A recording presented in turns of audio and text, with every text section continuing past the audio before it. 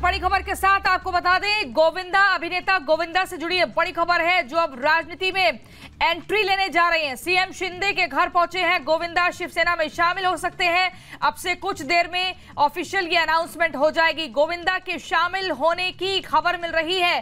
CM Eknath Shinde के आवास पर गोविंदा की इस वक्त मौजूदगी बताई जा रही है।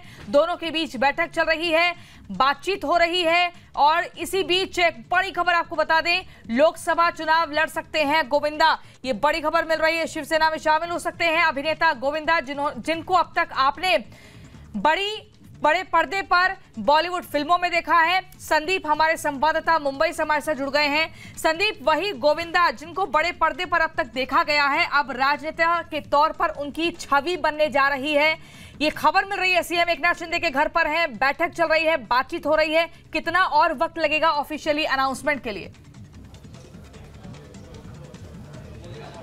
जी देखिए, हमें जो जानकारी मिल रही है, अभी गोविंदा जो है वो मुख्यमंत्री एकनाथ शिंदे से मुलाकात करने के लिए वर्षा बंगलो पर पहुंचे और कुछ ही देर में, कुछ ही क्षण में जो है गोविंदा और मुख्यमंत्री एकनाथ शिंदे जो है वो इसी बाला साहेब भवन जो है उसी में पहुंचेंगे और जहां पर औपचारिक रूप से उनकी एंट्री जो है शिंदे शिवसेना में हो जाएगी। आपको बता दें कि इससे पहले भी गोविंदा ने जो है वो चुनाव लड़ा था लोकसभा का 2009 में, मुंबई नॉर्थ सीट से चुनाव लड़ी थी। लेकिन इस बार जो है काफ़ी देरी के बाद, या यूँ कहे कि बहुत इनएक्टिव रहे गोविंदा। और उसके बाद क्योंकि नॉर्थ वेस्ट जो सीट है वो बहुत महत्वपूर्ण भी है और वो नॉर्थ इंडियन डोमिनेटेड है, उत्तर भारतीय डोमिनेटेड सीट है, तो कहीं ना कहीं गोविंदा की पॉपुलैरिटी का फायदा जो है वो एकनाथ शिंदे को होगा। और कहीं ना कहीं यही कारण है कि गोविंदा जो है वो उन्हें एकनाथ शिंदे की शिवसेना में लाया जा रहा है और संभावित है उन्हें टिकट भी दे दिया जाए। जी बिल्कुल संदीप, लेकिन हम चाहेंगे आप दर्शकों को एक बार फिर से ये बताएं कि आखिर वो कौन सी लोकसभा सीट है जिस पर एकनाथ शिंदे या बीजेपी की तरफ से जो आजमाया जा सकता है, दांव लगाया जा सकता है, कौन सी वो सीट होगी?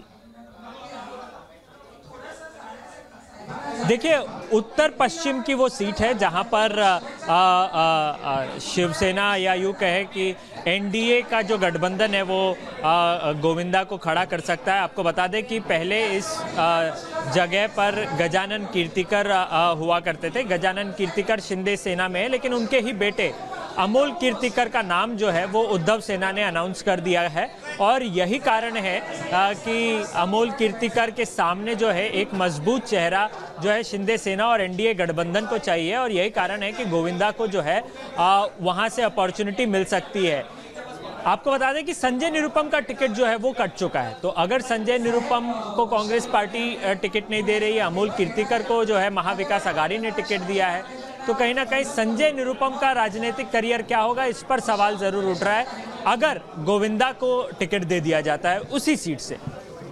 जी बिल्कुल संदीप, लेकिन अभी कितना और वक्त लगेगा, क्या कुछ जानकारी मिल रही है? और जब ये ऑफिशियली अनाउंसमेंट होगी कि अब गोविंदा राजनीति में आ चुके हैं, चुनाव लड़ने जा रहे हैं, तो वहां पर और कौन कौन मौजूद होगा? क्या इस बैठक में देवेंद्र फडणवीस की भी मौजूदगी है?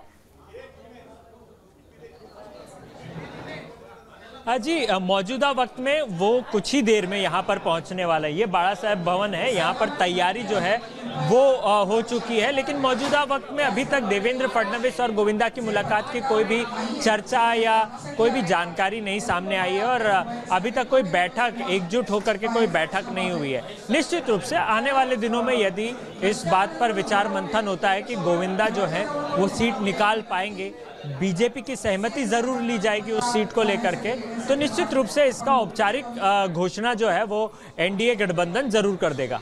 बिल्कुल संदीप, एक बार इससे पहले भी हमने देखा कि गोविंदा जो है चुनावी मैदान में उतरे थे, राजनीति में उन्होंने एक अपनी तरफ से ट्राई किया था, लेकिन इस बार फिर से, इस बार क्या स्ट्रैटेजी कुछ अलग होगी? क्या कुछ रणनीति ऐसी तैयार की गई है, ऐसी कोई रणनीति अख्तियार की जाएगी कि गोविंदा की जो जीत है उसको सुनिश्चित किया जा सके? देखिए, अभी तक ये केवल अटकलें ही हैं कि गोविंदा लोकसभा का चुनाव लड़ेंगे। लेकिन अगर गोविंदा चुनाव लड़ते हैं तो निश्चित रूप से वहां पर उत्तर भारतीय वोट बैंक है और उत्तर भारतीय वोट बैंक जो है वो भारतीय जनता पार्टी का माना जाता है। ऐसे में बीजेपी का और एकनाथ शिंदे के कार्यकर्ताओं का कॉम्बिनेशन जो है वो निश्चित रूप से गोविंदा की पॉपुलैरिटी के साथ उन्हें मिलेगा और कहीं ना कहीं वो सीट सेफ देखी जा रही है अगर गोविंदा वहां से चुनाव लड़ते हैं। बिल्कुल बिल्कुल संदीप, बहुत शुक्रिया आपका, बहुत ही महत्वपूर्ण जानकारी आपने दी है। थोड़ा सा और इंतजार करना होगा और उसके बाद ऑफिशियल अनाउंसमेंट हो जाएगी। गोविंदा जो है एकनाथ शिंदे के साथ अब उनकी पार्टी को ज्वाइन करने जा रहे हैं, एनडीए का एक महत्वपूर्ण चेहरा होंगे। अगर हम ऐसे ही बड़े पर्दों की बात करें तो हिमाचल के मंडी से कंगना रनौत, और वहीं अगर महाराष्ट्र में हम देखें तो यहां से अभी देखना होगा कौन सी सीट गोविंदा को दी जाती है।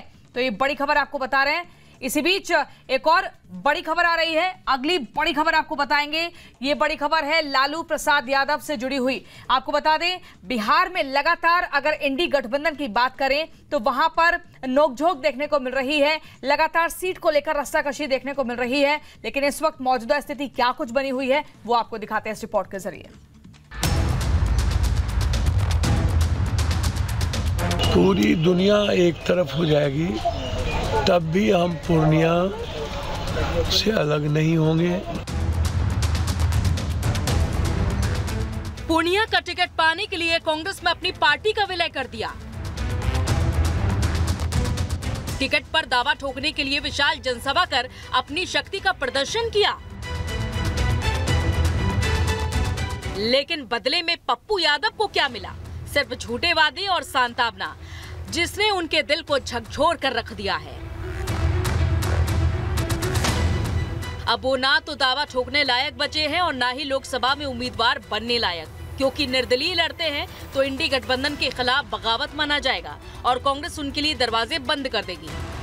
मैं पूर्णिया मर जाऊंगा, आत्महत्या होगी मेरे लिए।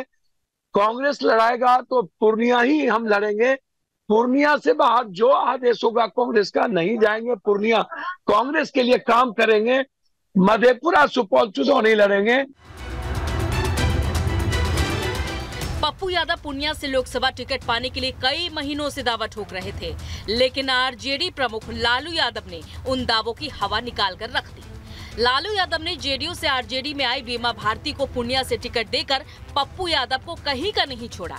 पप्पू यादव के पास अब सिर्फ खुद को सांत्वना देने के अलावा कुछ नहीं बचा।